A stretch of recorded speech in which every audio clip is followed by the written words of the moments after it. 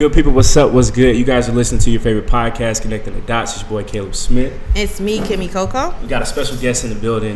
This guy right here, Colin Kaepernick, murals all throughout the city, national news. Yes. Great artist. He's the man here. Fabian Williams. Appreciate you coming through, man. Good to meet you. So is it Fabian or Fabian? Fabian. Okay. You know what's interesting? I hear Fabian really more often now, and I'm not sure why. What's that? Why? I've been called Fabian all my life. And all of a sudden, it's like now Fabian. everywhere I go, it's like Fabian. See, Fabian. You gotta embrace Sounds that. very That's artistic, bro. Yeah. Nah. That's No. artsy. That's not my name. It's I got Fabian. you. If Like you, yen dollars. Candy dollars. I you like have that. to embrace that name, Fabian. Shit, actually, I just came up with something. Fabian. In China, I don't know. That's it. So you've seen his murals all over the city. You might follow him, the occasional superstar. You really hardly ever post pictures of yourself, so people might not know what you look like. Oh, really? I feel like if you scroll down deep, I don't like to post pictures of myself. Yeah. But that's who it is. Here he is. And what we wanted to highlight today is activism through art. Yeah. One of the things that stood out to me was right before the Super Bowl, they tore down your mural. Was that your first mural of Colin Kaepernick? Yes, that was the first one. Yeah. And so... Of Colin. Right. And that kind of just sparked an outrage, but it didn't really stop there, and it just sparked a movement. But let's rewind, because I don't want to get ahead of ourselves, because I'm like so excited. I've really been dying to meet you. We've been emailing for so a I'm minute. kind of fanning out right now. So I just think what you did was great. So tell us, are you from Atlanta? No, not originally. Oh, okay. From Fayetteville, North Carolina. I read Okay, okay. And so how did you get into art? What's your motivation, and how did this all begin? Wow, how did I get into art? Well, I was born this way. You know, like I don't remember starting to draw. Were you one of those kids that always got in trouble because you were like putting crayon on the wall at home, or like? Oh no, my parents didn't allow that. Plus, you know, like I grew up in a trailer for the first few years, so like we didn't have walls to write on. It was those wooden panels. Yeah. You know what I mean? They're like impervious to marks. I don't know what the things are made of. It's not wood though. It's plastic, I think. Like I'm pretty sure. Antimantium or some shit. Something. So I do remember the first time I decided to work on drawing, and that was when I was like 6. But I've always been an artist. Yeah, I never called myself an artist until like actually I left my job like 6 years ago. That made the difference though. Right. So were you into like graffiti at all? Nah. No? I grew up in a cul-de-sac, so that would change if things. someone painted on the wall, they knew it was me. Right. You know what I mean? I was the only There's artist only in so like many people to choose from. 5 blocks, you know what I'm saying? So Gotcha. yeah, it's like Fabian did it. You know? Like I don't know who Octopus is, but that's Fabian. You know? I feel it. Yeah, that's dope. And I read too that you were actually in advertisement, right? Oh yeah. So in that business, how did it feel as a black man and also as an artist when you would see ads? Like, was it somewhat not genuine sometimes when they used to cater towards us? Like, how was that whole experience? Oh yeah. So like 9 times out of 10, I was the only black person in the department. So For advertising. yeah, when I worked in advertising, I worked in digital. Got you. Oh, okay. I wasn't in traditional, but you know, I remember growing up watching commercials for black people, you know, especially cars, and it seemed like it was the same commercial. Some drums, you know what I mean? Whereas like bold, strength, all the shit you ain't got. Yeah. So like when I came in, you know, I was doing my assignments, especially if it geared towards people of color, then I would do my research. You know what I mean? Right. Like, because to me it makes sense if I'm gonna be trying to sell someone something, that I should learn about them, so I can find the center of what, you know, is important to them, and then pull that out and work that into my pitch. A lot of people don't think like that, and especially white people, and I feel like they're just not aware of it. Yeah. So I often find myself in, you know, creative meetings, you know, saying that's racist, or black people talk like that, or you know, so much so that one place actually created this thing called a race card. So when someone says something racist, which happens, you know, Every day, probably. I mean, not every day, but like often, Yeah. I would give them a race card. You know what I mean? Like, here, it's a teachable moment. Yeah. Think about what you said, you know. And it was kind of like a joke, like the way to get to get them to see what's offensive and also to lighten the mood a little bit. Of course, some people got mad, but I don't give a shit anymore. I really quit. Like, one thing I noticed about like people and race is that if you're not living it, then it's really harder for you to see it. Just like I can't tell a woman how she feels because I don't have fallopian tubes or breasts or have to work in a workplace as a woman in a patriarchal society. So like your experience is unique to your situation. So I don't try and speak for women. I have enough sense to know that. And when you're like your whole world is built around you, you just don't see it. It's like invisible. It's like the Predator. Camouflage. The Invisible Man. Yeah, you can't see it. I don't know what you're talking about. Like, America's great. Right. You know what I mean? Because it's been great for them. So it's built. It's literally built for designed, them. Especially if you a white man. It's like built for you, specifically for you. Right. And then when the rest of us are like, what about us? It's like, what are you talking about? Yeah. We'll get to you when we feel like it, if we feel like it, if you cry loud enough. They have to do a lot of work, and I understand why they're like, don't want to give it up, because it's a lot of that would be great. A lot of perks, man. You know how much shit they get. Yeah, you know what I'm saying. Even if you got shitty credit, you know what I'm saying. Just opportunity after opportunity. The guy, when I worked in advertising, there was a guy that was above me, had no college education. Damn. Was not as talented as I was, but I had to answer to him, and he was younger. Wow. By like 5 years. Wow. Yeah, I was just like, the fuck is this? Yeah. And then you're like, okay, well maybe he's like Doogie Howser. Maybe he's like exceptionally. He's a prodigy. Yeah. Nope. Regular smoke. Just white dude. And that's how it goes. And I saved him on mad projects. To the point. Anyway, so this is gonna flip the table. I feel you. No, I get it, but this is the thing that people in corporate America face all the time. And I tell the guys sometimes when we talk about working in financial services, I've always been in financial services. So when I'm sitting at the table and it's like, you guys aren't talking about investments that would really benefit anybody black. You guys aren't talking in a language to explain what these financial service tools are going to do for black people or people of color or just poor people, period. Because if you work a blue collar job, sometimes you are entitled to stock, for example, right? You might not know anything else about it. This is your first time dealing with any financial securities. But they don't care. It's like you read or you just won't know. Yeah. And the language is so like... Not for you. Not for you. If you ever read a prospectus, it's like... What is this? What is this? I remember growing up and hearing the word prospectus because I watched a lot of news programs because my parents watched a lot of news programs. Yeah, me too. Yeah, and like there was always a financial commercial with like calls for a prospectus. Yeah. I was like, what the fuck is that? Yeah. What is a prospectus? What is it? So the prospectus basically tells you everything, every nook and cranny about the investment, what they're investing in, if it's a mutual fund, what percentage of each dollar goes toward each security. Okay. So for example, if you have like a growth fund, right, you'll see on commercials it'll say, okay, check out the Fidelity Growth Fund.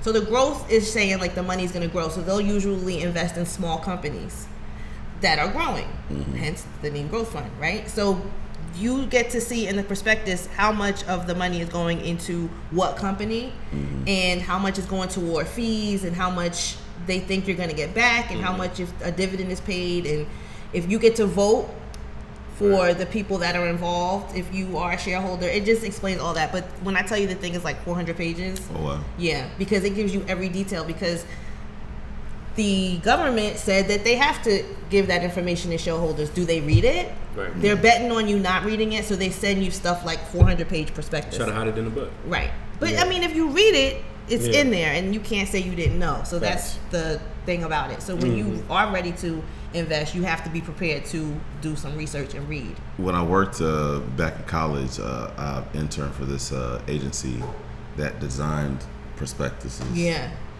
Prospecti. How do you say like? Prospectus. Prospecti. So I used to work on them, But I remember like, I was like, damn, this is a lot of text. It's this a shit lot. is boring as hell. It's boring. Like, who reads this stuff? People read them. So here's the thing. How come you think we're not exposed to this in high school? By design. Most definitely. I think that financial literacy is something that we really need to work on, and we talk about it all the time because everybody here is at the age where I think it's like, you know, you're starting to work, you're getting your degree, you're trying to figure out what business to get into. Right. And so I preach to them all the time, like, get into finance, see what tools are out there. Even if you just buy one share or, you know, contribute to your 401k at work, you'll get access to this information, but you have to be ready to read. Yeah. You have to stay on top of it. Like, you have, it's not something that you just casually say, oh, I got this, because there's so many people out here like, oh, I got this, but I don't know what's going on. Because if you're not paying attention, the company folds and like your shares are split and now you got stock that you didn't, like, you have to stay on top of it. It's your property. Yeah. So, and when you die, it's a part of your property. Yeah. It's a part of your estate. Yeah. So you have to have a beneficiary and all that stuff. It's a lot. I think they don't teach it in schools because they want people. They teach the people how to be workers. Mm-hmm. They're not employees. Teaching people to be an owner and nothing like that. They want you to be a worker. Yeah. Right. And the people that step out and get business or have businesses, I mean, they do a lot of research on their own, and a lot of that financial literacy is self-taught. Because it's taught like at home. I think that I was gonna say it's taught by your family. It's cultural. It's cultural. It's absolutely cultural. And if you don't have a family that invests, or maybe they invest in real estate, so you know all about that because your family owns property. Yeah. But if your family isn't into finance, you know, there's no way for you to know unless, like, you're like you and I, like, my parents watched the news every day. I had no choice. Like, and if I had a question, like, I'm like you, what's a prospectus? I had to go look it up. We didn't have Google. Yeah. Right. We didn't have phones. Like, for me, we had to go to the library. We had to go to the library, get an index card, and the book you need is on aisle 5 to the left. Like, it was crazy. And that's another reason why I don't take any excuses from, like, my niece, my nephew, or my daughter. I'm like, y'all have it too easy for you not to know. But I think that's also part of the problem too. So much knowledge. Because like getting knowledge is like it's just like weight training. Yeah, it's work. You know what I mean? Like, you have to go out and seek the things that you want to learn about, and even though it's more readily available, there's also more distractions now. It's way more distractions, and I also feel like that is a part of I'm a conspiracy theorist. Oh yeah, hey, to a degree. You can get into it. I feel like in the information age, the only way to keep people from like raising their consciousness is to throw a bunch of bullshit at them. Hence the perfect president that we have now. He's like everything that we have now. Hence the narcissism that we have now, and it's like that's why we have this show, and we just like refuse to get into like that type of shit because everyone is talking about that. Well, you live it every day. You live it every day.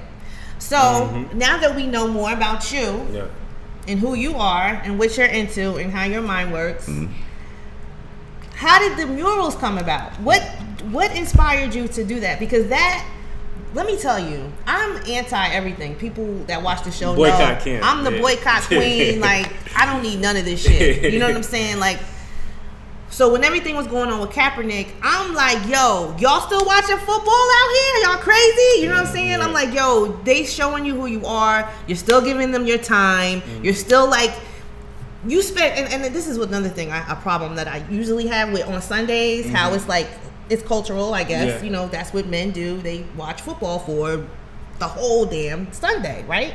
The whole Sunday. Games be too long. It'd be like all day. Yeah. So that's the thing that people do, right? Yeah. And for me, I'm like, you know, you could have taken one of those hours and probably did something else, or read something, or read a perspective. You know, like something. right. Something. Or a commercial break. But we don't. Yeah. So when I saw the Kaepernick mural, I was like, yes. Like, I need people to see this. So what motivated you to even do that in the first place?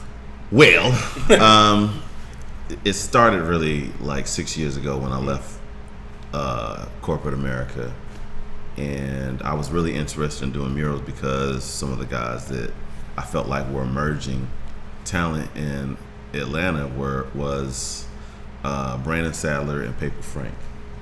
So I was amazed at how fast they were able to paint these murals and with so much detail. I was like, fuck do they do that shit? Yeah. So like, if I'm doing a picture at my studio and at the scale they're doing, it would take me like a month, with the way I was painting. So I just felt like I needed to learn how to do aerosol. When I stepped in and finally started doing it, and I was looking around the city and I was like, how come nobody's talking about this subject? Or how come I don't see any pictures of this person? Like, I drive down Hosea Williams all the time. I've never seen a picture of Hosea Williams. I'm not from here. Yeah. So like, his whole legacy was never around for me to see. But I thought if I didn't know who he was, and I've been here for like almost 15 years, then someone else coming in there or these kids coming up have no idea who he is. And I was right.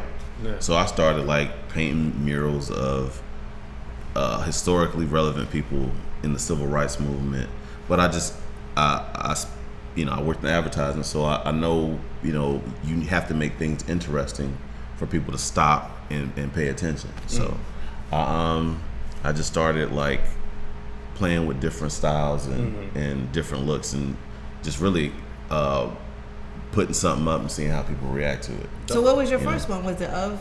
The first one was this joint called the Politicalizer. It's a contraption. I like that name. It's a contraption. So the contraption is a Rube Goldberg machine, basically, that I use to deconstruct conspiracies. So the first one I did, and actually I just posted it on my IG page. It was. Let me go look. It's these two Rock'em Sock'em robots attached to this big tank. Yeah. This like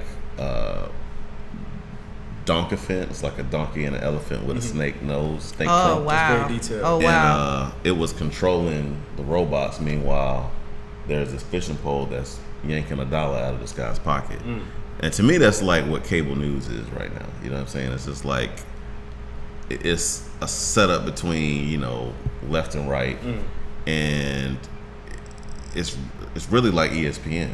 Facts. You really it's starting to be all like the time that. and things yeah, like it's that. like That's deep. Even when there's not even supposed to be a debate, you have something from a spin from the other side to justify, and then on the conservative network, you don't even have a spin. It's just like what's wrong? These immigrants. Yeah, CNN, it's like same way. To me, that's propaganda. It is. You know what I mean? It is. So, just from monitoring all the networks, I watch all of them.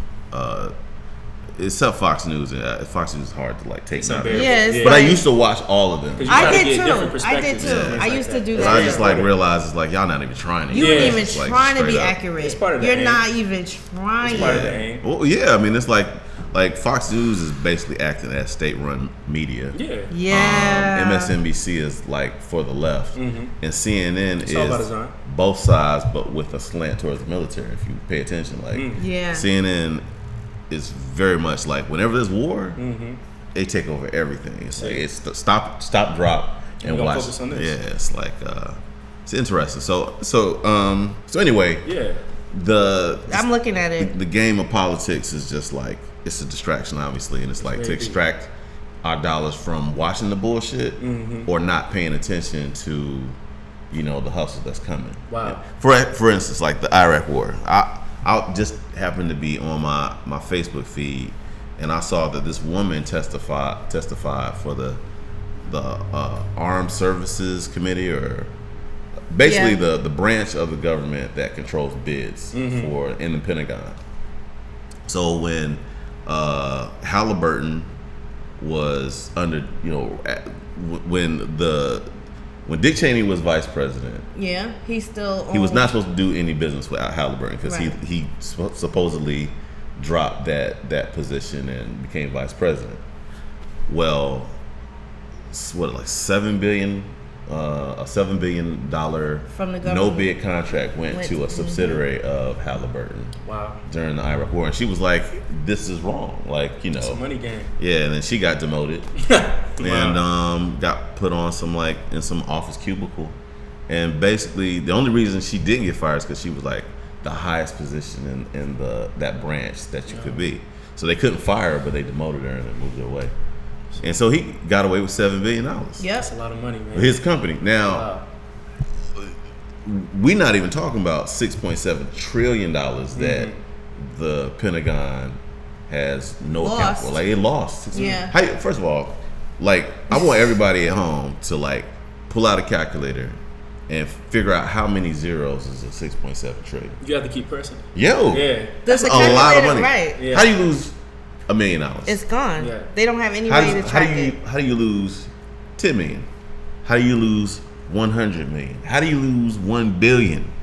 How do you lose 100 billion? 900 billion. The things that 1 trillion. Yeah, Trillion. the way That's that things fucking crazy. Yeah, that's a T. The That's things crazy. that go on in the government, You wouldn't like, even know. It's like you wouldn't know unless you talked about it. And not only that, but the way that people aren't in the street, like, what the fuck is going on? It just every day. It just.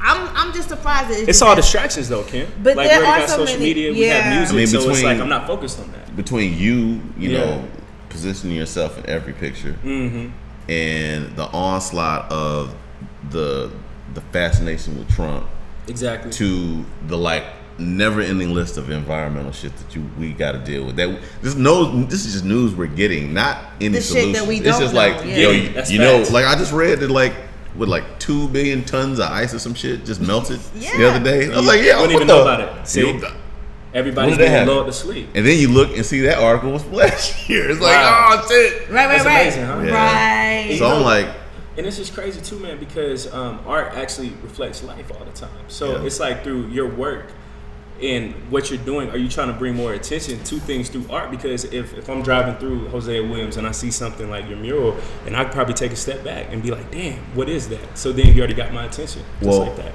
my idea is that like the people that I'm painting have the solution to a lot of the problems that we have. Okay. A lot of our problems is really it's moral on one end, and it's also like an issue of organization. It's like these people work together to organize a movement that led to a law. Nowadays, what we do is we organize to basically get people to pay attention. That's what Black Lives Matter was. Right. But Black Lives Matter did not have a direct Action push plan. to laws. It was just like we want to be recognized as this. We just want to be like regular ass citizens. That's all we want. That's all. You know. And they was just like a terrorist group. Yeah. Like what? Yeah. Already. Yeah. Yeah. So Yeah. it's just like, and a part of this too is like it's the divestment in education is paying off Yeah. for the people that did it. Like people are dumb as fuck right now. Word. Stupid, like super stupid. Word. See. Like you waste a lot of time talking to people Right. about simple shit. Let's look at the immigrant shit's going on at the border. Like I'm not gonna Yeah. waste my time trying to argue with you. That shit is wrong. Just point Period. blank. Yeah. It's wrong. I don't care how they got here. Those are kids. Those are babies. You know what I'm saying? I think about my own kids. You know what I mean? Like if Atlanta all of a sudden, white militias start coming in Atlanta shooting, or like the drug dealers take over, you know what I'm saying, and start killing people, decapitating people, threatening me and my family. You know what I'm saying? I'm like, if I decide to get my family and move to Canada, and then they throw me. First, they take my kids. They take my kids, put them in a facility. Don't give them no soap, No toothpaste. no toothpaste. Yeah. Like, just if I worked there, I wouldn't want the stench. You doing this to children? They have children with aluminum foil shoes on. Like it's serious? crazy. I mean, it's fucking. This is like what happened in Nazi Germany. It's Absolutely. like instead it's of dangerous right now. what happens in coups, this is why it's so dangerous, because it's like a fade, it's a crossfade. You know what I'm saying? Like when a DJ is into his groove, you know what I'm saying? If you want to keep the party in tune, you slowly introduce a track. You don't like cut, you know what I'm saying? Right. Yeah, you You know what I'm gotta saying? fade Like, into it. Yeah. the beat blends in together. What's happening is like it's atrocity after The atrocity, atrocity. and we just kind of like, oh, that's fucked up, but we get back to our phones. Yeah. you know Yeah. what I'm saying? Oh, that's fucked up, but selfie. Right. Yo, like it's No, I feel you. I feel you, and it's like so crazy. when you did the first mural, right, of Kaepernick, what were you thinking at that time? Were you, first of all, do you get like a ticket? Are you supposed to be doing that? Nah, so I'm glad you said that. So what happened was, right before I did that mural, I was in this lawsuit against the city. It's called the Public Arts Ordinance. Oh. And basically what they were trying to do is get all the muralists in the city to register all their artwork. So the city could tell you what's acceptable and what's not.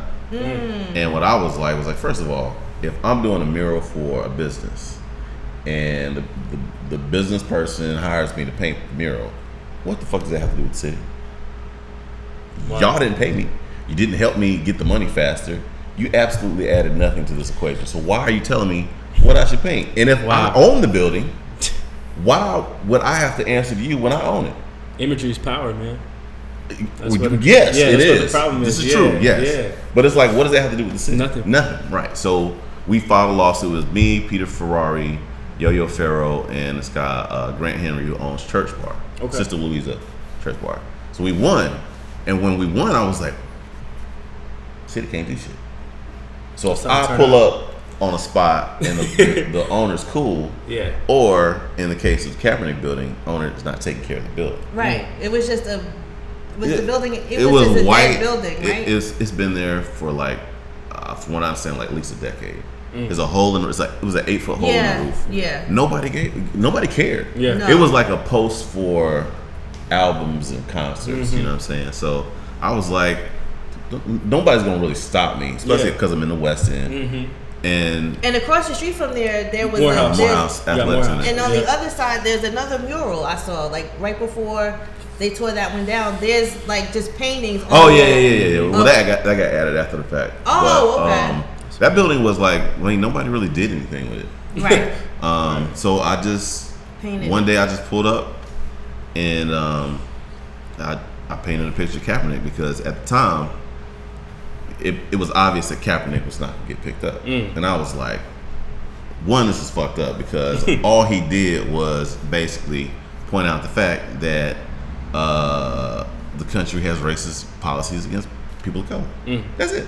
It's a human rights issue. I'm like, I don't feel right sitting for the song because, the song is not about me. It's not accurate. One, it's like, it's and also when you go and look at the third verse, everybody, very racist. It's like, damn, like, the slaves. They talk about black people. It's like, how dare they go and fight against us? As it was crazy. Right. So, I was like, Atlanta would be a great place for him because of our legacy. Right. The civil rights movement. So I was like, I'm gonna paint him in a Falcons jersey. And that's what I meant to ask you because growing up, I was a huge Vic fan. So when I first saw it, I was kind of thrown off because I'm like, why put him in that iconic 7? But then that actually caught my eye. So what was that Nothing whole to do thought with process? Michael Vick At all? Nah. So that was his number? That was Colin Kaepernick's number. So 7. I'm just put him like in the Falcons jersey, all that. Yeah. What? Not only that, but like it just so happens that 7 is a divine number. Right. And I saw that. So Yeah, that's you what said on that. the other mural you wrote that 7 is a divine number. Right? I didn't write it. I've never written it. Who wrote that? I don't know. Who wrote? Somebody wrote 7 7 is the divine number on the mural on Northside Drive. Oh wow. The 400 on 400. That's one I did. I did a 7 as a cosmic. And it doesn't say the divine. That's just probably your people talking to you. I guess. Yo, let me tell you something, man. Like that is like it is real. Like I believe in spirits, ancestors, and everything. And a lot of the stuff that comes to me, it doesn't come from within me. You know what I mean? It's just like you can tell. I get told what to do. So there's Kaepernick, and then there's 7, right? Yeah, on the 400 North Side.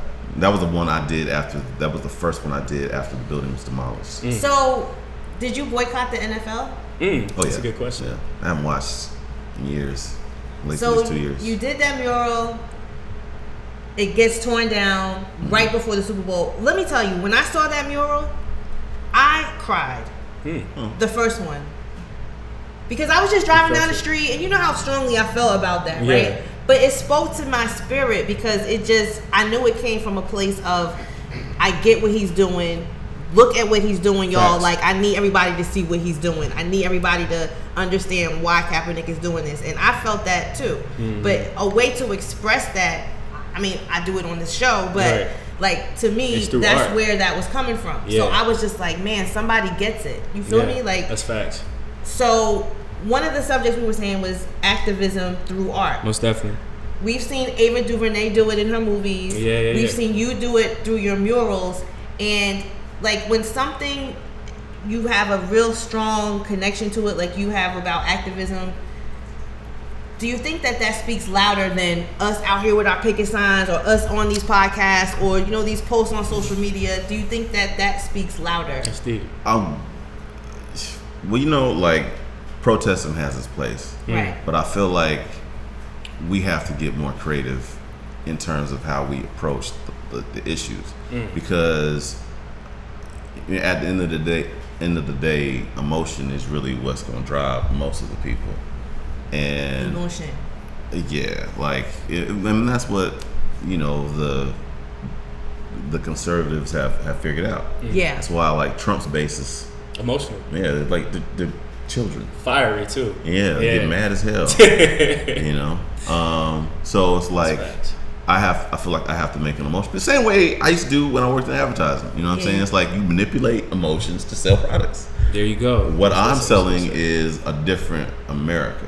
You know, like I'm trying to get people to see the possibilities and also taking bits of the past and putting them center in our contemporary issues and saying, what did they do? You know what I mean? Because they were effective. Yeah. So the Super Bowl was in Atlanta. There was going to be millions of people that come here. Yeah. The Kaepernick mural is there. I'm like, when they ride they around, gonna see it. they gonna see, you know, Atlanta is... Not on the West End, though. They wouldn't even... But no, still, I mean, you know, people were riding around here like, that's how do you facts. get down the street? You know, I just wanted people to see it. Yeah. That was just my thing. I Cameras wanted people catching to it. see it. I wanted somebody to randomly go down that way and be like, oh, you know, Atlanta is really about that life. You know, because really Atlanta's so black with the hashtag, right? Yeah, so I'm like, I want people to see this is the home of the civil rights movement. We ain't having it. We fuck the NFL. And y'all coming down here. Y'all going against the grain when you go.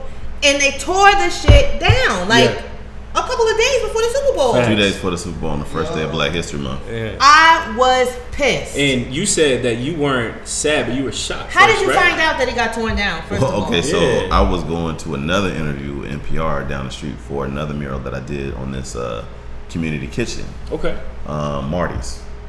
So I'm pulling up to the light where the mural is, Fair Street and Joseph Lowry. And I just see the bulldozer like smashing the bricks. And then I saw like the bottom half of his leg, and I was just like, it took a minute for me to like recognize that's the building, like Kaepernick. It looks different when they tore it down, that whole area. Oh yeah. And I was on the phone with my manager, Ashley Nash, and I was like, yo, they destroyed it. She was like, what are you talking about? They destroyed it. I was like, what are you talking about? I was like, the building. I was like, what building? The Kaepernick building. She was like, what? I was like, it's being demolished right now. She was like, get the fuck out of here. And I didn't even stop. I went down to the interview because I was in shock. Honestly, I was like, because my mom was trying to work through what's happening. It's like, did the NFL actually destroy the whole building for the Super Bowl? Like, y'all gonna destroy the whole building? And it's like, I met the owner before, so I know it wasn't him per se. You know, maybe he gave the green light, but he was just like, I like it. Yeah. But he also told me some things. And what were some of the things that he was told like, you? the city was sweating about just painting over it. He was like, I like it personally, but you know, I keep getting messages about them telling me I need to send them. They're gonna find me. I was like, they can't find you because we won a lawsuit. So like, this was after Keisha Bottoms was the mayor, right? Oh yeah. Yeah. So he was like, yeah, well, if I paint over it, no hard feelings, I like it, but you know, I can't like. He gotta do what he gotta do. I was like, I understand, man, but it's like, just know, you can look this up. There is no public arts ordinance anymore. You don't have to. This was after you guys. You're right. After, yeah, it's after. So, I immediately thought of him when the building got demolished, and I was like, why would he do this now? And then I was like, this ain't him. It's higher up.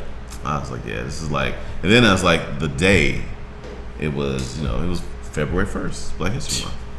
And the Super Bowl was on the 3rd, right? It was like around that time. Yeah, 2 days later. And that's crazy. And two, as an artist, how does that make you feel that when you actually express yourself, that even if it's pro-black, even in a black city as Atlanta, it's still like, it's time to go somewhat? I felt two ways. I was just like, one, I was mad because I was just like, you demolished this picture and you knew what it was. It had a strong impact. Yeah. Because like it wasn't just this, like, you know, leading up to the Super Bowl, there was all these murals going up. There's all these mural projects. Right. Like they had another one on North Side Drive. Yeah, and I had been You're right, Cam. I had been being asked to participate in these murals. But every time it seems like I got to the approval stage of the NFL having to say so, they was like, nah. This is Rolling Stone, Hyundai. So you were gonna do Kaepernick when they were asking you? No. I was just gonna do like a mural. Wanderoo had 7 murals for me to do. I ended up getting none. And what I figured out was that every time, like, my name kept coming up in these community meetings with the NFL, and they would say no. Like, nah. So the NFL got wind of your Kaepernick. Oh, they knew about it. Blackballing artists too. They definitely. That's crazy. The only company that hired me was Nike. Shout out to Nike, then. Yeah. We talk about Nike all the time, and that's one of the things crazy. that we point out. Huh? I blame Pepsi. True.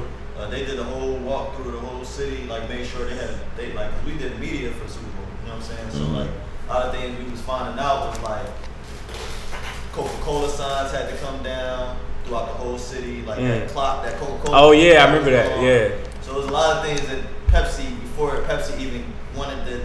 So the city probably was on some like Pepsi, like, oh, they gotta come down, like, you know what I mean? So, well, Pepsi did it because, you know, like, they're the taste born in the Carolinas, and coming to Coca-Cola is like going into their home. Exactly. Turf. Yeah. It's like Coca-Cola going up to North Carolina and like taking over like CIAA. It's like It's not unthinkable. happening. Yeah. But like the vibe was different because it was like the NFL had to say like the last say so on everything, and I promise you, every company that called me up, they said the same shit. It was like, you know, oh, we love your work. Everybody loves your work. Everybody loves your work. And then when, you know, we spend all this time talking about the concept, we get to it, they run it by their sponsor, we decide to go in another direction. Every time. So Nike, and the only reason I believe they were able to hire me was because they had already did a campaign with Kaepernick. Exactly. Right. I was thinking the same thing. Yeah. When I did that, I finished the Nike mural maybe like 3 or 4 days before the building was demolished. So I was feeling good. I had money in my pocket. Right. You know what I mean? And I was actually going to touch the mural up on Saturday, just so, because I knew people were going to be coming to town. Because I get hit up all the time when people take pictures of it. And I was just, you know, it was disappointing. But then on the other end of that was like, it was just like, wait a minute, these motherfuckers destroyed a whole building, a whole building. Yeah. And I found out later on that they didn't even get a demolition permit. Word. Yep. No demolition permit. So you mean to tell me these motherfuckers demolished the building? Had no right to. Yeah. Because it was denied. The permit was denied, and they left the debris there for like 30 days. When you demolish a building, apparently in Atlanta, you're supposed to clean the debris up within 24 hours. They just left that shit there. Yeah. Barbed wire, sticks. Hey, Fabian, true story. I covered that story about the building, and I did that for my school. That was like in early March, and it was still there. Like all the blocks. Wow. It was still there. Yep. It was crazy. So I was even thrown off somewhat because I was asking, how is all this still here? How is that safe for people to walk by? Kids, all that stuff. And Morehouse is right across the street from there. Right. So like, I mean, the way I found out, I was on social media. Somebody I saw that recorded too. it. Yep. Was that you that walked up to it? Yeah. That was went actually viral. me. Yeah. Okay, I saw so that. somebody walked up to it. And they were like, yo, look at what's going on. And I was just like, are Days you before the fucking Super kidding Bowl. me? Are you fucking kidding 2 me? days. Yeah. 2 days. So, yeah. That sparked the movement, though. That wasn't the Yeah. end. That Yeah. sparked the movement. And everyone pitched in. You guys started raising money. Other artists came and joined you. I saw the one on Edgewood go up, and then there so was many. some. There's 6 or You 9. said it's How one many on are there North now? Side too, right? There's 8 now. 8. Okay. So the Capra Bowl movement. Yeah. So what happened was, I basically went and took a nap after that because I was just like almost drank after I posted the picture. Several things happened. One of them was my manager Ash was like, she was mad as fuck. She was like, we gotta do something. I was like, I don't know. My other homeboy Fahamu Peku sent me a message. Was like, yo man, do not let that be the last thing the world sees. He was like, I was like, you're right. I'm gonna do something else. It's just like when and what. And so when I woke up, Ash hit me and was like, yo, I got it. You ready? I was like, yeah. She was like, we gonna paint Kaepernick murals all around the dome. And I was like, that's a great idea. She was like, I already got the artists lined up. And then I was like, well, what we need to do is get the rights to these buildings and let's limit it to 7. And I was like, one, that's beautiful. Because one, you don't want to follow up something like that with an illegal act, right? Because they'll use that to discredit, demonize the whole Kaepernick. Yeah, it's like, look, he's like, getting vandals, destroy building property. Call you thugs. You know what I'm saying? See, this Kaepernick needs to be dealt with. Yeah. So I was like, nah, let's get permission. I have enough, clout that I'm sure people like that. will. Right. So she called him up, got 7 buildings, and I was like, I want one as close as possible to the dome. And this guy, James, what was James last? I can't remember James' last name. Has a building on 400 North Side, and he was like, you can have access to it. He ran wires up to it so I could have power. Super dope. And lights. That's this one. Nope, that's Muhammad Youngie did that one. It's the first one. Go all the way back up. It's the one that looks like Jesus, not him. Nope. Oh, So many. That one. Yeah. okay. So around 11:30, I woke up.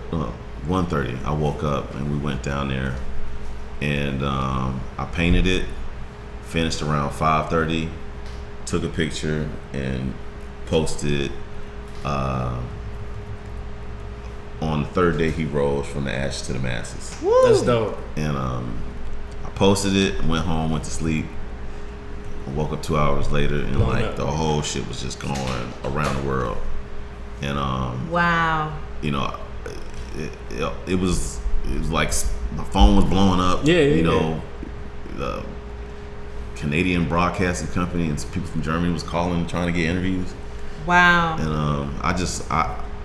I didn't want to deal with it. I just wanted to go to the studio and get everybody together, and so we could get it. Because I knew if everybody was paying attention, then these murals got to be dope, and they have to be done. Yeah. At least most of them by the end of the day.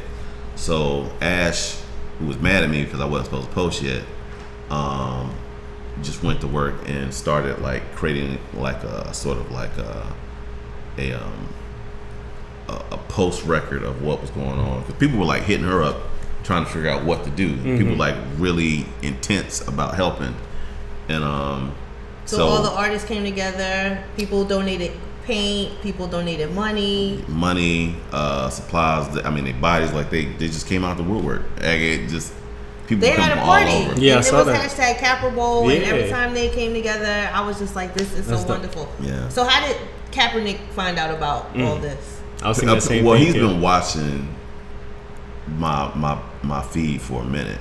That's I dope. found out. Okay. So, but he watches, man. Like he's a very intelligent dude, and he like, he vets everybody. Like we had to, before we met him, we had to get background checks. You serious? Oh yeah. What? I respect that though. He's not trying to get man. back. Like people, like I can imagine like the type of threats he gets. Man. Like people will threaten. People threaten the survivor of the Parkland Yeah. shooter. Like, isn't that crazy? Yeah, like he survived a mass shooting, and you mad at him because he don't want people to have guns because motherfuckers nuts. Yeah. So he, like, I'm sure he has a tremendous amount of I'm pressure. sure.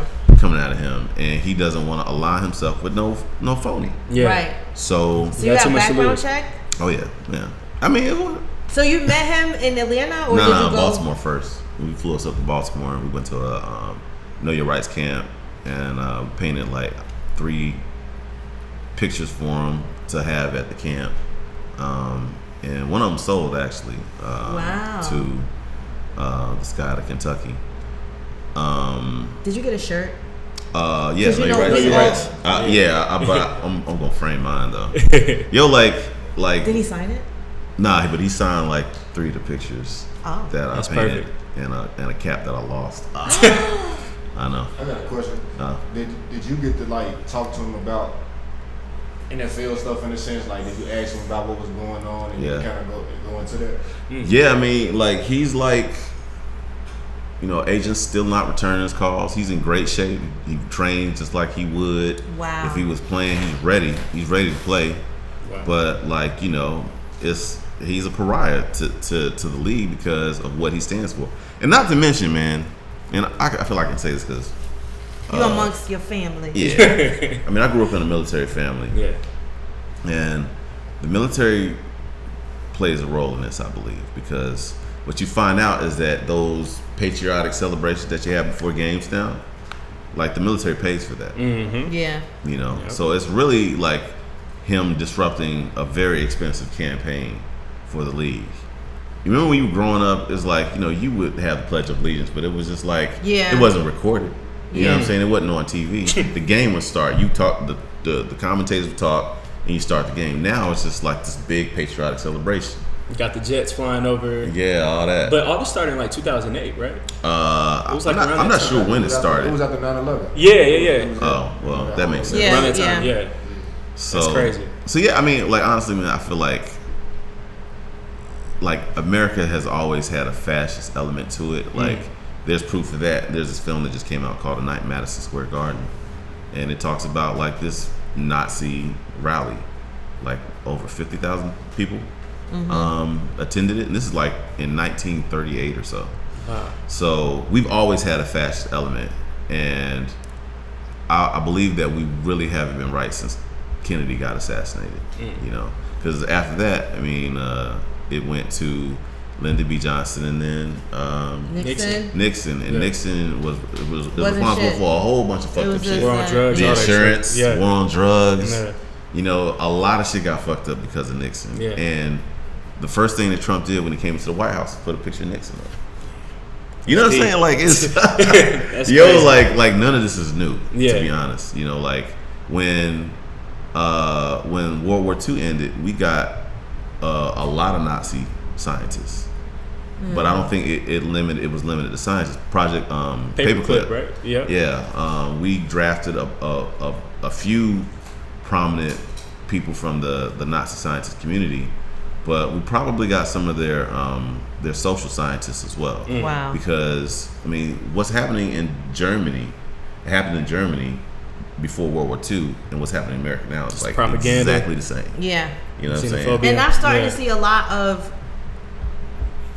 like shows on TV now on the History Channel and stuff like that, and I guess it's by design about Nazi Germany. Yeah. Oh, but they've been showing that though. Yeah. But the thing is, like, that's History Channel has become like a big reality TV show. Yeah, I said sort that of thing. too. They used to always show like Nazi historical shows and documentaries. Yeah. That's what the History Channel was before X-Men and Lost in the Wild and Naked and Afraid, all the bullshit. Yeah. Like it was American about Pickers. Yeah, it's like and Ancient Aliens, unfortunately, which is like one of my shows. But it's become like a reality. It's like people are not learning history. National Geographic is not really about it's history. all reality It's shows. reality shows. Yeah. It's like I used to love the History Channel too. I do. And They still have those shows. Yeah, but it's like But you could watch it back then and just yeah. watch like actual things. But now it's all Ancient Aliens, American Pickers, Restoration. It's not like about history at all, or really accuracy. It's all speculation and hearsay. what people think. That's know what I'm facts. saying? Like what you feel. Like I feel like, there's a lot of things that are happening right in front of our eyes, but I don't necessarily have proof, so I have to watch the way I come forward, unless I'm doing my art. But art can be speculative, I feel like. And I feel like we just got a bunch of artists down in the place of actual historians and archaeologists and shit. You know what I'm saying? Or presidents. Like Trump is a performance artist. Yeah. You know what I'm saying? Just like Hitler was. Right. Just like Hitler. Man. So now you've been doing murals of Nipsey. Yeah. So yeah, like I feel like I'm starting to update my list of historical figures. I think Nipsey Hussle is like the beginning of a positive trend. You know what I mean? Like converting some of these street hustlers into, businessmen, legitimate business. Well, not just like cultural leaders. You know what I mean? On one hand, he was a businessman, but I think he was deeper than that to a lot of people that were on the street. And Tupac was the same way. Yes. When I lived in LA, man, like that's where I really discovered like people's love for Tupac was a lot deeper than his music. You know what I mean? He was really like an unelected politician. Absolutely. And this is one thing why I focus on like art being such a powerful force, and that's because art controls culture. Absolutely. Culture runs the world. You know what I mean? Yeah. It's the reason why when you're like riding down the street, you'll see some kid like doing like this. You know what I'm saying? That's from the culture. That's from the culture. That's the art embedded in the culture that controls these kids' minds. So like if you just take that and tweak them and tell them to focus on this, they'll do that shit. Yeah. You know what I mean? And that's what Nipsey was doing. Like Nipsey was like, he went from like talking about street hustling shit to like business and entrepreneurial and introspection and loving. It's like changing up the vibration. So where is the Nipsey mural? Is it in LA? No, it's down off Bankhead, huh? Oh, it's in Bankhead. Bankhead. It's Hollowell, it's on like 685 Law Street, which is like on the corner store. In the corner store. No, that's one of them. That's you talking about the one on near the Bluff. Yeah. No, that Keenan. Not Thompson. What's Keenan's last name? Keenan Thompson. I can't remember Keenan's last name. He's actually a tattoo artist from LA, but he lives here now. Okay.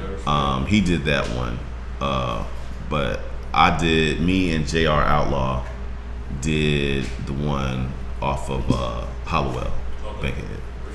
So we actually also planted a garden on all three sides of the building, shed, and a pear tree.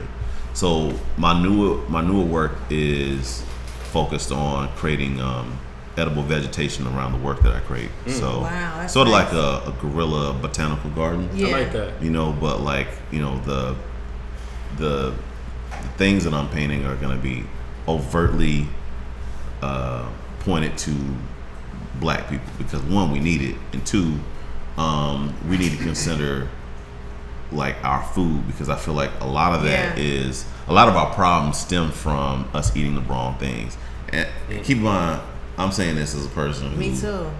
I get it. You know what I mean? I get it. I'm not wagging my finger at no, everybody. Right. By no means. I am a burgerologist, yo. Like me like, too. Me too. I can tell you the best burgers all over Atlanta. That's what I do in my spare time. That's my favorite. Well, we gonna talk about that after. Would you classify yourself, or do you classify all artists as an activist parent? No. Not all, right?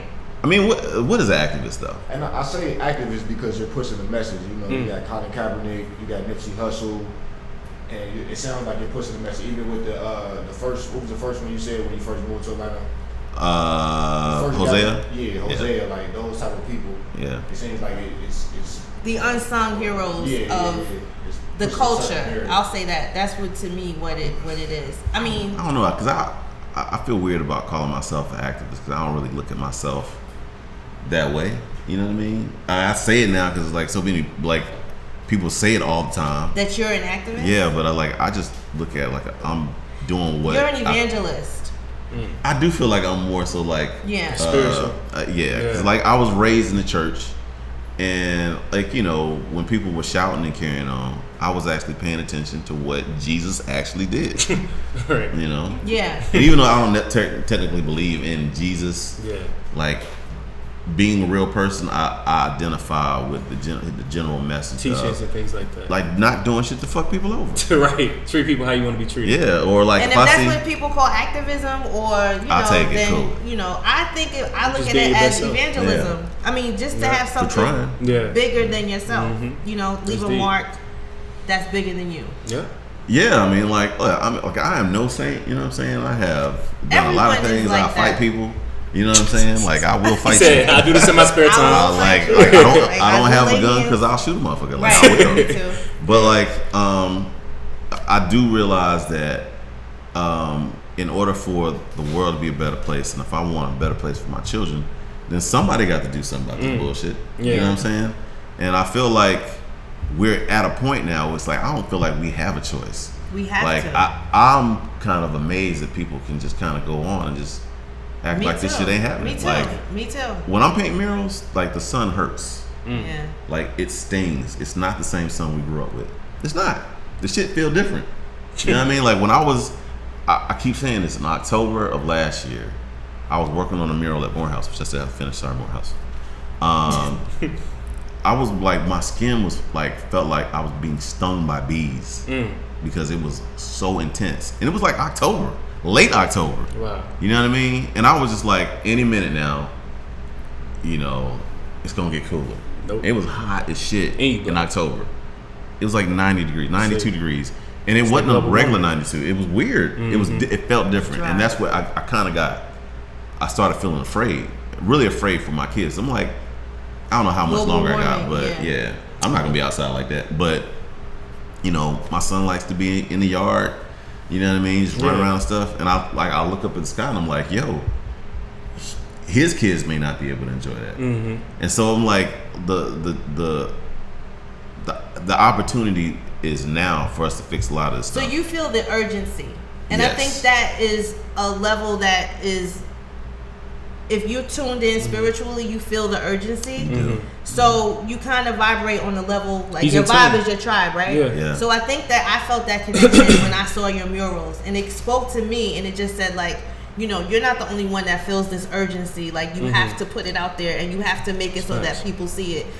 When I was in Texas, people, there was like, there's a lot of overpasses, right? So whenever there was an issue people wanted to bring attention to, they would like hang a sign over the overpass on their way home from work, and I'm like, yo, they feel the urgency. And when the spirit tells you that there's some urgency, you like feel compelled to move. Thanks. So that whole movement to me was just that spiritual sense of urgency that just, because like the murals are, the way that the paintings are, they're different. Like each of them like points out, like to me, like his hair says something, like the way that his afro is, and like this, like it just was a lot. Yeah. So I always just look at it like this is somebody that we need to shed light on, to bring attention to. I know you like kind of like stay in the background, but I think everybody should follow you, because I think there's going to be more that comes out of this. Well, yeah, what I'm doing right now is trying to teach like what I'm doing, specifically to women, because I feel like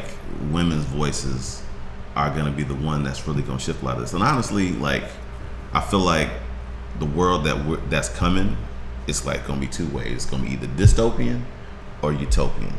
Like we've reached a level in our technological development that we don't have a choice but to make a decision. Either it's going to be some evil shit or some good shit. You know what I mean? Like you gotta choose. Yeah. Like either we gonna like go ahead and finish and destroy this planet completely, or we gonna fix it. So and we're sorry. No, I mean like it really is. It's like left or right. Yeah. You know what I mean? And pick a side. One side is gonna be full of death and disease and tyranny. Because we're kind of like at the end of capitalism, to be honest. Like in the game of Monopoly, the game is over when one person runs everything. 1% of the population owns like 90% of everything. Yep. So like when we talk about this debt and how we can afford shit, I don't know what the fuck you're talking about, because like two people have all that Rockefellers, Rothschilds. I'm just saying like Morgan family. It's really not Facebook, like Amazon. like we don't. It's like, to me, it's like, this is a stupid conversation. $6.7 trillion will pay for education and healthcare and probably like the deficit. No, not the deficit. Because there ain't no deficit. Right. Yes. That fake deficit. Like we don't owe nobody. China don't owe China. We don't owe China money.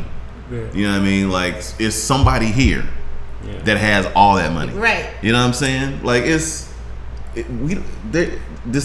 whole debt shit is an illusion. Hey, you might have said something because one of our topics was the NCAA. Recently, with the athletes, they were injured, but they weren't reporting truthfully how injured, some of the athletes were. Right. And it's like with the NCAA, it's like a multi-billion-dollar business. Mm-hmm. So how do you feel about that as an artist and as a black man, seeing that going on too? How is the same 1% rule and things like that? Man, the power structure that has been here, I'm guessing since the country is founded, cannot get off of this free labor shit.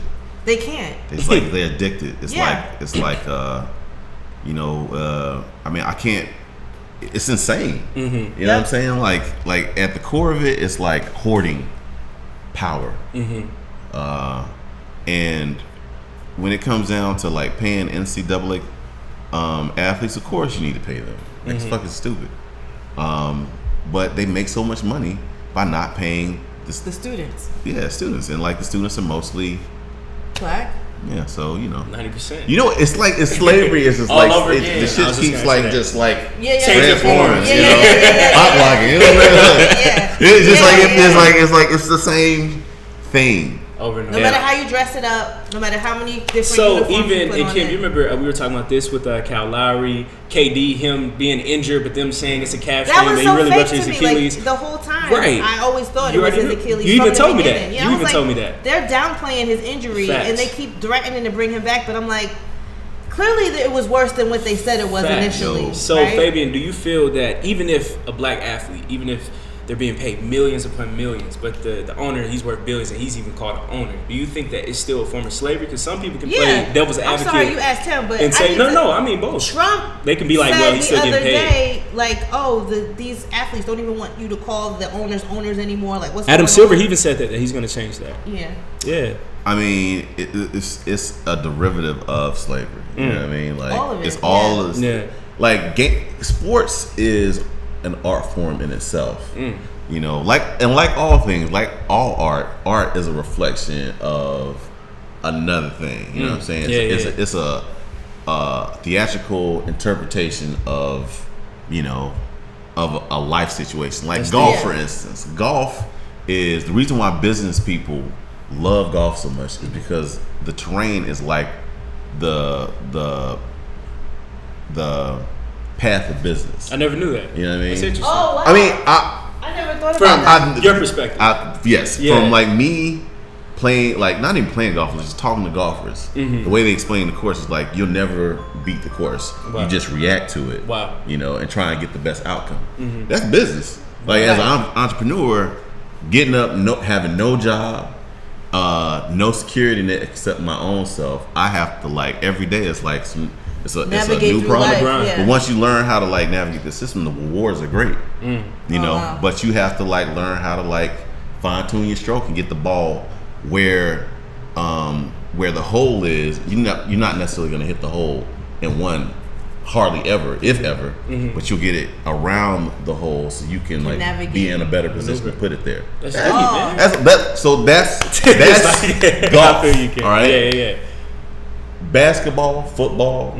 As an owner, you have these people that are basically fighting your war, and they are paid good compared to the average, person.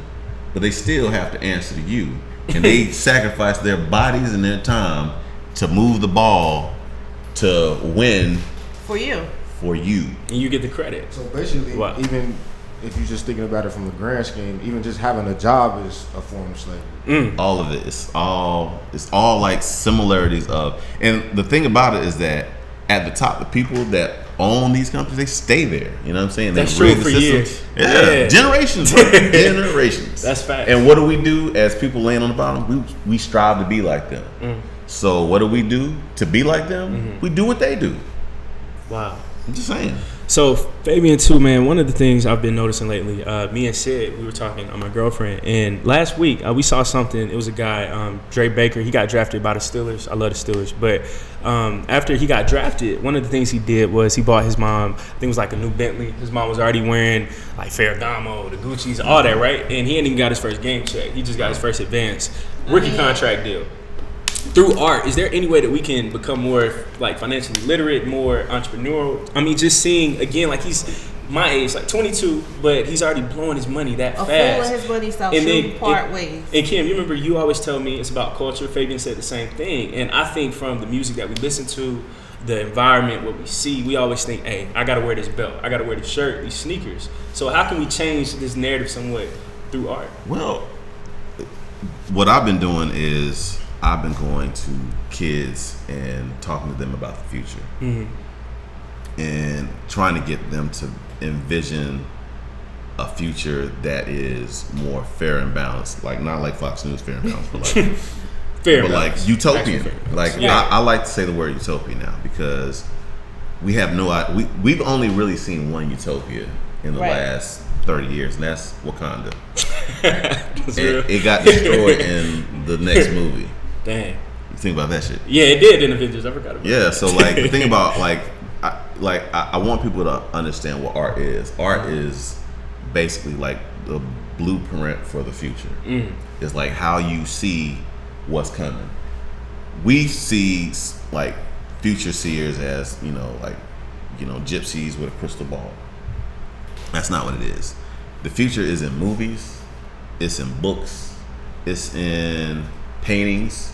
So like when I see black people painting shit about slavery, and if thoughts turn into actions, yes, and words become things, yes, visions become reality. Right. Why are you doing that? You're projecting. Well, it's not why. I understand why. It's like it's pain. You know what I'm saying? Like y'all did that to us. Like we fucked up, and like we haven't gotten over it. But that's not how we get to the future that we want to be in. That's facts. Yeah, I mean, like slave movies all the time. I don't think any of that. I don't like it when people say stuff like, "Yeah, if y'all keep doing this, when this is me." Like the memes that went around, like when Trump first got elected, like, "Oh, this is us in a few months." Like when they had us stuck in the cotton field. Yeah, that. Like that makes me crazy. Words of power. What you speak, it can come to fruition. This is how this reality works. This is how it's always worked, and this is why they know the power of art, and that's why it's underfunded. And that's why the mural got torn down, and that's why we're gonna shut this down. What you visualize becomes things. We are now in a visually driven society. Facebook is super popular because the things that you see pictures becomes what you think. Like you power all this shit. Wow. Like and it really like when you used to hear about 5%, it's like you a 5% nation. Yeah. Like it's true. Yeah. It's like the things that you think turn into reality, and what you are shown will eventually turn into what you experience. Case in point, look at The Matrix, look at Terminator, look at iRobot, look at Handmaid's Tale, look at the Maze Runner trials. Like we are going in that direction fast as fuck. You know what I'm saying? I used to watch all these like dystopian future movies. Like, damn, how shit get fucked up? How to get that back? This is just like this. We're on our way. Will Smith was by himself. Yeah. We have people that are like just playing with there are diseases present on this planet that can do shit similar to like zombie shit. You know what I'm saying? Like we are here now. I always looked at the zombie shit like from a spiritual aspect, and how everyone is like spiritually dead. Dead. That's deep. And people are just walking around just dead. Ass. Like dry just stripper. Like everything is just so robot show. Yeah. Robot. Yeah. You ever watch Westworld? Nobody watch Westworld? Y'all should watch Westworld. So this is what I believe. Like I firmly believe this now. Like look at most of the movies on Netflix about the future, and look at how humans are, and that's where we're gonna be. Wow. It's a collective image, and the more we put our focus on it, it's like, yeah, that makes sense. That's where we're gonna be. We have first off, there ain't gonna be no jobs in like 30 years. Robots. I've been hearing that a lot. Andrew Yang, he said that, right, Ken? I don't even think we have 30 years. Like, Yeah, they're not gonna Yang, have jobs. That's what scares right? me about him. The presidential. You said that's what scares you about him? Yeah, that's what scares me about him because Andrew Yang is like, yo, I'm gonna give y'all $1,000 a month. But what are you doing in exchange? And Ken, for that? you remember you said that the average black family income in 20 years or net worth, it'll be at $0. Yeah. So Yeah. Everyone watched the debate this week? No. Yes. Kamala, she might have my vote. Though. So did you? Yeah, watch she might have my vote for real. Any of the debates? Kamala Harris. I know. I said the same thing, but Hell no. Do you have anybody that stands Yeah. out to you No. out of all Me? those 20 people? Warren. Elizabeth Warren. Yeah, Elizabeth Warren. Warren and Julio has a good- Castro. And my math is simple. What is your response when we talk about reparations? Yeah. Right there. That's a fact. If you stutter, I don't fuck with But you. what about Cory Booker? Cory Booker did. You remember that? He said, "Look, I don't man, fuck start with you. laughing." I didn't You remember say that? Cory Booker. You know what I mean? Because Yeah. I don't know. Cory Booker to me is like he's not dating Rosario Dawson. First of all, Look, I'm from North New Jersey. You made Okay? that face And like- I'm sorry. Team Corey. Not to say that he's my be Hey, I all feel end you, baby. I all. was saying the same He's thing. not my be all end all. Don't get look at his me record wrong, on but- pharmaceutical. Yeah. Working with pharmaceutical Yeah, he companies. was. First of all, like Lobbyism. in the future, I see Yeah. ain't no insurance companies. No. Yeah. There aren't pharmaceutical companies really because Yeah. you don't need them. You don't need to be them. honest. You Most don't of need them. 90%, like aside from like the vaccines that actually work, most of this shit is really sold to you or given you because it makes money. Yeah. Most of It it all is connects. unnecessary. Like years Drugs ago, legalized. I don't know if you guys are old enough to remember this, but years ago there were no like drug commercials on TV. Like this whole thing with the Oh, for real? pharmaceutical No, companies. no. And now they have all the side effects and they talk about it for There like was 5 no, minutes. like you didn't know about a drug unless your doctor talked to you Prescribed about it to it. you. And it's not like that in Yeah. other countries either. Yeah. that's We amazing. we are it's free. Americans. Americans are Druggies. we're just Pill poppers, bro. misled. We're super misled, Yeah. and it's because the people at the top of this shit are out of control. They try to keep you distracted. Straight up out of control.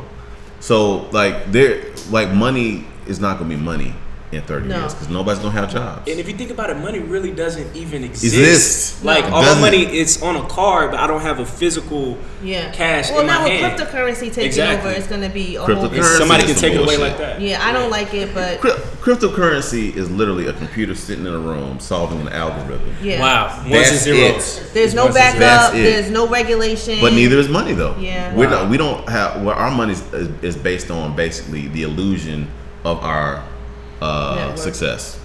It's military, and it's not gold. It's Yeah. military. It's like Materials. if somebody is like, "Oh, America ain't got no money," or our military says we do.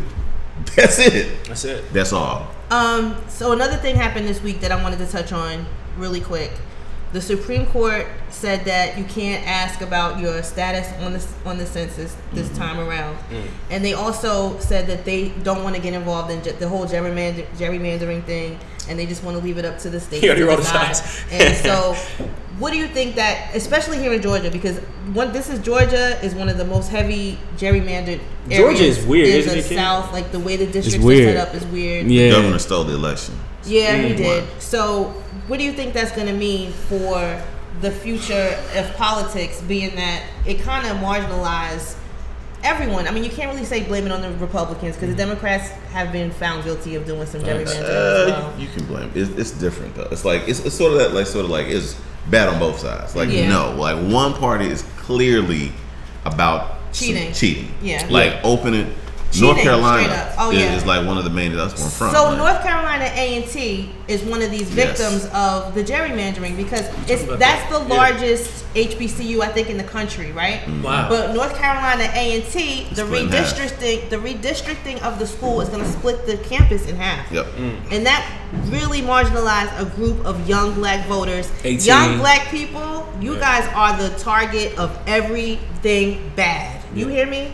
Everything bad they wanted to happen to y'all. So I need everybody to like pay attention to shit like this because the district went straight through the campus of this school. The same way it happened in Prairie View in Texas. That they did in spoke about Waller that last County, year. Texas. They did it to them. And HBCUs I'm seeing are getting the brunt of this. Well, yeah, because I mean, like, what's happening right now is, and this is the reason why we have the abortion bill, is because white people are not reproducing in the rate that's going to keep them in power. Been hearing that for a while. I mean, it's true. Yeah. Like they're. Yeah. I mean, but it's because, you know, as you're successful, there's a number of factors that lead to whether you're gonna have kids or not. You know, one of them is debt. We got too much debt. So it's like I don't want to have kids. Why would you have kids? You can't, like it's too expensive to live. Like California, San Francisco, New York. I heard like the average cost of living in New York and San Fran is like $500,000 or something like that. It's getting bad in Atlanta too, but it's like, not as bad. But like as the more people, as Atlanta becomes a more international city, they bring in that bullshit with them. Gentrification and things like that. I mean, it's happening right here across the street. Yeah, so like we're gonna look like that. All the major cities are gonna look like that as long as there's like no rent cap or any type of like measures to make the people that are coming in disrupting the local economies. Wow. If you don't have anything in place to stop that from happening, then it's going to continue. Wow. But man, what was the question? I was asking, do you think gerrymandering? Oh yeah, so that whole situation. This is what I believe it was. Like you had two decisions. One is going to actually help minorities or one group of minorities, and the other one was going to fuck over the minorities. So there's like they gave one to the census, so it's like it was a victory for the Democrats. Then on the other hand, it's gonna keep the Republicans in power. Because the Voting Rights Act said you can't discriminate based on color, but this gerrymandering lets you discriminate based on location, which location boils down to color. Same. So it's just renaming. Games. It's games. Yeah. So Kim, Fabian, I have a question because Kim, I love how you always encourage me to vote because I voted because you actually encouraged me to vote. But as Fabian, long as I did it for one person, you did it for my me. job You did it is for done. me. But Fabian, you love conspiracy theories, so do I. So do you feel like, two-part question, that we actually need to ask people for reparations? And second, do you think that voting is actually effective, although we find things out about gerrymandering or here in Georgia with Brian Kemp, how he manipulated the whole entire election? So is voting still effective? About Russia. Right, or Russia. What? Yes. Okay. So, all right. Well, voting is effective. That's the reason why they're cheating. Right. So that's true. Like, if you overwhelm the boxes with numbers, then they would have to give the victory to the people that wanted it. Because honestly, most people are not with this evil shit that the Republicans are doing. Most people are cowards. That's the real. Like most people are just scared. They don't know what to do. The white people that are like halfway decent are like afraid of a world without white privilege. It's gonna be totally different. Right. As it should be. Right. Fragility, man, that's a real thing. So like, it's like they have a lot to lose. So, I get it. But look at what it's costing. Like, we're about to like destroy the only place that we actually can live on. We're engineered to live on this planet. And the things that are keeping white people in place is fossil fuel. A lot of it is fossil fuel. Oil, gas. And like this old the old ruling class. We've had oligarchs that have been in power for like generations, and a world without them is totally different. Free energy has been around since Nikola Tesla. I was about to say that. Yeah, you was talking about that. We have all the solutions. Things are about to be automated. There really isn't a need for jobs in the traditional sense. And I really kind of believe like if you do a lot of things like breaking up the corporate structure, then it frees up a lot of things. Because honestly, I feel like we're like a different type of species, and like we've reached a point to where it's time for us to leave the planet. And the planet cannot sustain the amount of people that we have. It keeps growing. Yeah, so either it's going to be two ways. The people that have been in control for generations are going to stay in power and they're going to kill a whole bunch of people. Or we're going to like mature to a technological age and we're going to leave the planet and search for other places. But we can't go to other planets and do the same thing. And do the same shit. We can't bring money to another planet. You know what I mean? We can't. It won't exist. They're going to be like, why the fuck we yeah, you know what I'm saying? If you pay attention to how Native Americans were before we got here, it was just like a barter system. Yeah. Like, I got some carrots. No fences either. They didn't even believe in having fences. And listen, a side effect of me thinking about life on other planets makes me think about like what would be currency. It's not going to be materials because the planet has abundant materials, right? I think it's going to be knowledge. You know what I'm saying? Like, we trade things that things that we didn't know. We know things you didn't know. But that's how it was. Maybe, I don't know. I didn't know. Maybe. I mean, I it makes think the most that sense. the wisdom and the knowledge Yeah. as a commodity was what the Bible talked about, right? Like Solomon, right? Yeah. Everyone came to Solomon and they brought him stuff All the women in exchange for his Knowledge. insight. Yeah. And He had wives because of his knowledge. So I mean, like, but we have to consider like Yeah. what are we doing? Because it's deeper than us buying shit. Facts. And I'm not saying when I get paid, like I go for what I'm worth. But that doesn't stop me from looking at the world in a way where it's like, what is it like without money? Because we're there. Yeah. Like, if 1% of the population owns 90% of everything, why are we working? So we can make a little bit of money. So we working for the 10% now. yeah. What are we doing? What the fuck are we doing? You know what I'm saying? And meanwhile, like 50% of the ocean is gone.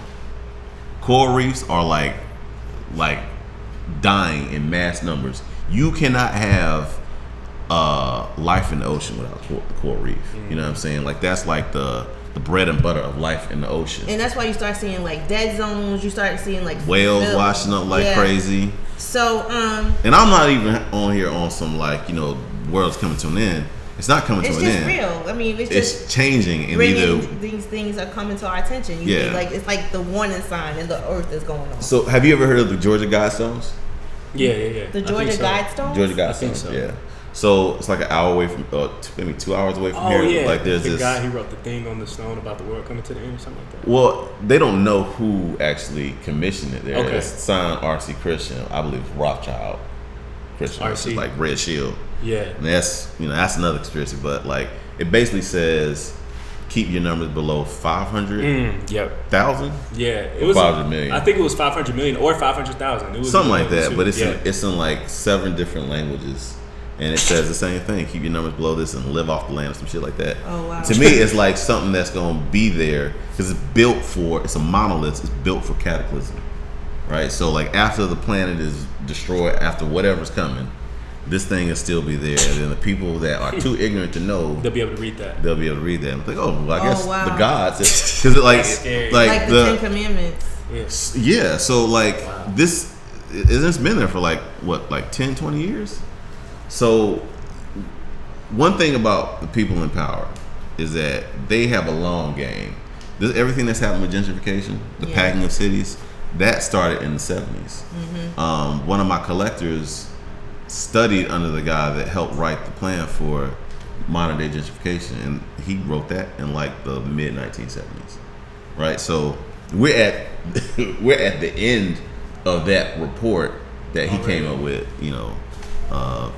almost 40 years ago. Damn. So we as regular people have to start thinking about the world we want to live in. We have to see it.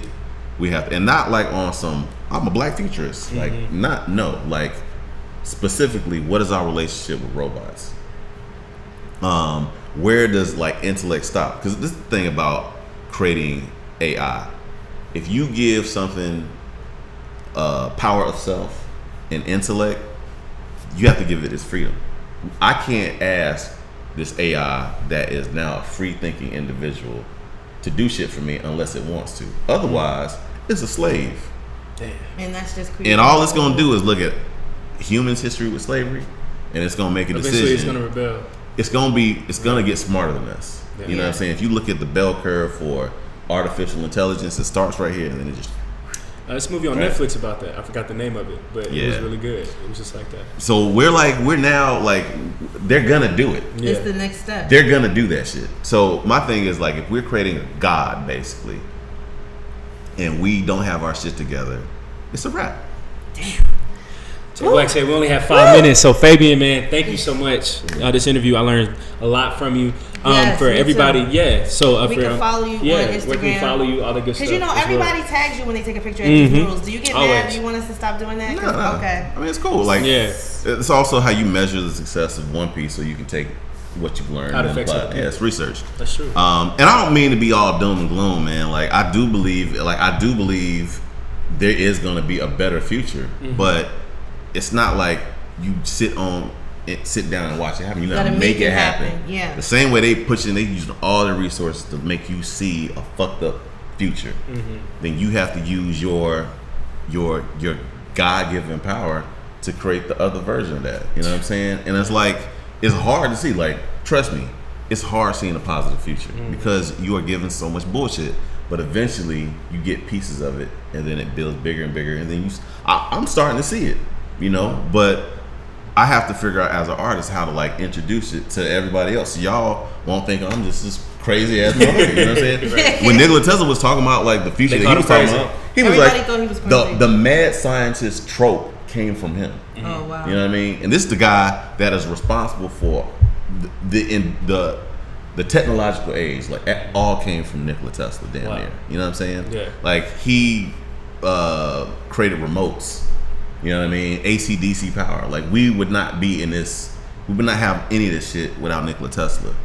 And he had a plan for free energy because apparently energy is everywhere. Like there is like no space in between you and me that doesn't contain limitless amounts of energy. It's inside of us, and we don't access it because we can't charge for it. Damn. Because it's free. You know what I'm saying? So it's like he just like, he created like a whole system for that.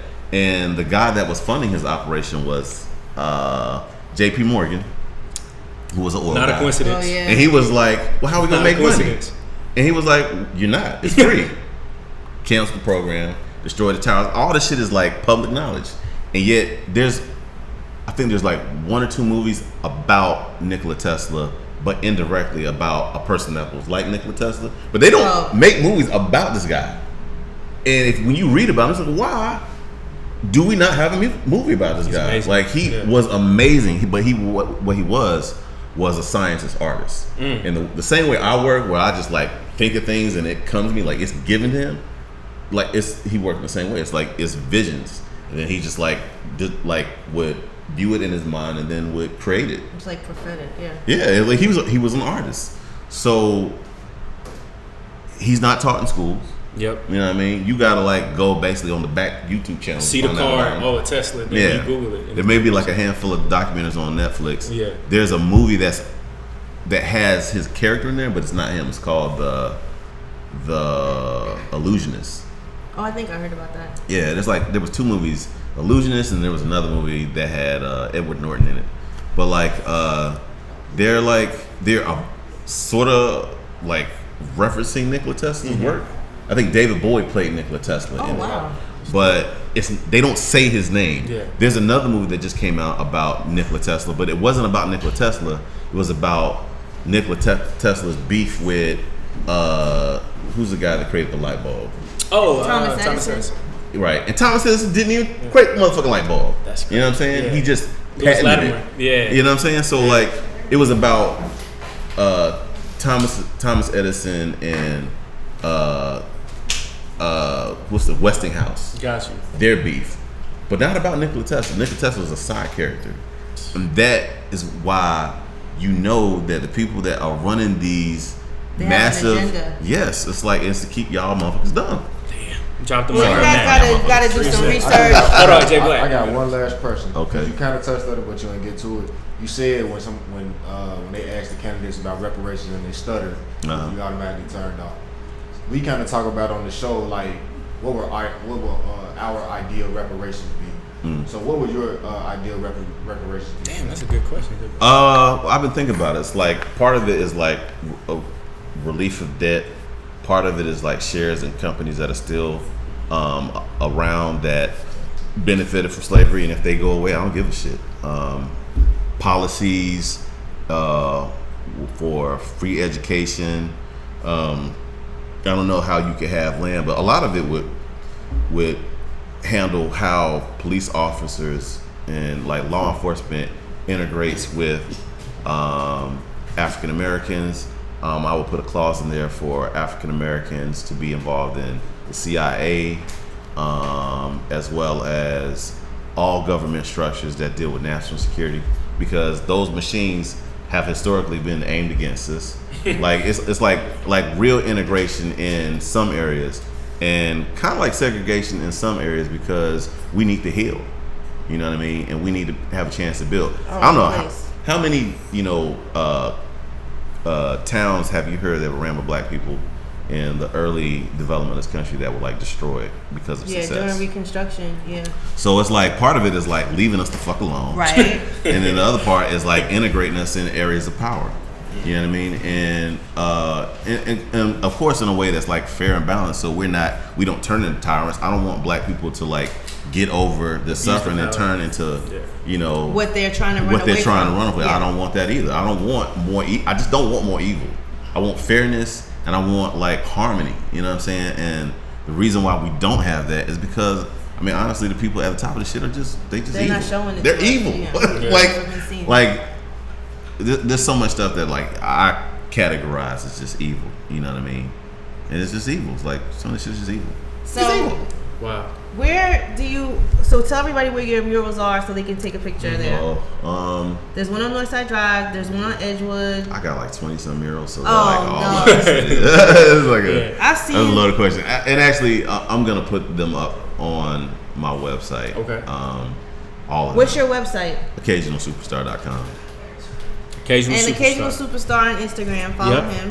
Yeah. So, and as a matter of fact, a few years ago, I had this plan to do a citywide art show because there's just enough murals. So you should and invite us and we'll cover it.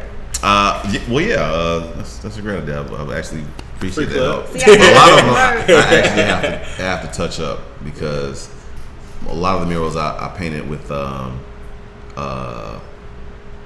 fluorescent, and like fluorescent is.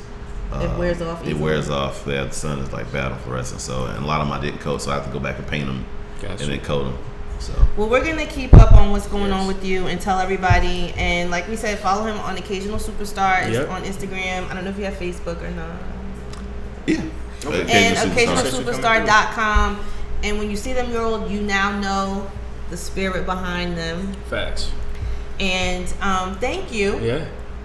Most definitely. I learned a lot, man. Me too. Yeah. Like, I love all this. Yeah. Oh, yeah. So, like, the reason why I'm on this, like, science and future kick is because I have your a own podcast. Well, I haven't started yet, but, like, it's going to be called Science and Shit.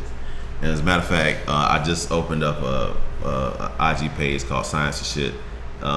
SCIENCENSIXT. Got you. I actually didn't spell out shit, but my mom's not gonna be happy because she saved, sanctified, filled with the Holy Ghost. But this is how I talk. And we got you, man. Hey, thank you again, live audience. I'm gonna go follow that right everybody. now. Thank y'all so much for coming through. And we'll make sure to follow you, spread the word, man, because everything that you're doing is truly amazing. So we appreciate you, boss. Thanks, man. Good questions. Hey, appreciate it, man. Thank you. Thank you. You guys take it easy. Peace.